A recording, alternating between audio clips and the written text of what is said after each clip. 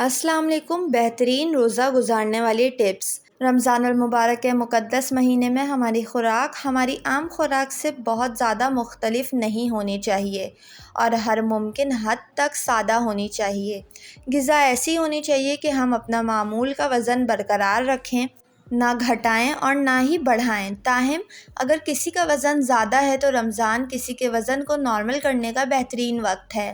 روزے کے طویل اوقات کے پیش نظر ہمیں تیز ہضم ہونے والی غذاؤں کے بجائے آہستہ ہضم ہونے والی غذائیں یعنی فائبر والی غذائیں استعمال کرنی چاہیے۔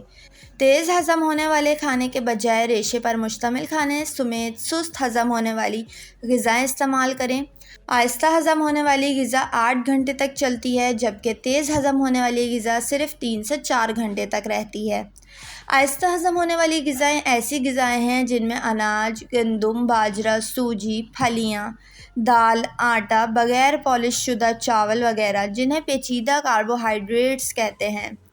تیزی سے چلنے والی غذائیں ایسی غذائیں ہیں جن میں چینی، سفید آٹا وغیرہ شامل ہوتے ہیں جسے ریفائنڈ کاربوہائیڈریٹ کہتے ہیں۔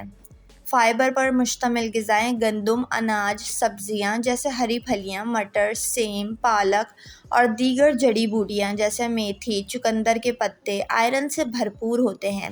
چھلکے کے ساتھ پھل، خشک میوہ خاص طور پر خشک خوبانی، انجیر اور کٹی بادام وغیرہ۔ کھائی جانے والی غذا اچھی طرح سے متوازن ہونی چاہیے جس میں ہر فوڈ گروپ کے کھانے شامل ہوں یعنی پھل، سبزیاں، گوشت، چکن، مچھلی، روٹی اور دودھ کی مصنوعات۔ تلی ہوئی غذائیں غیر صحت بخش ہیں اور انہیں محدود ہونا چاہیے۔ وہ بدہضمی، سینے کی جلن اور وزن کے مسائل کا باعث بنتے ہیں۔ ویڈیو کو لائک اور چینل کو سبسکرائب ضرور کر لیں۔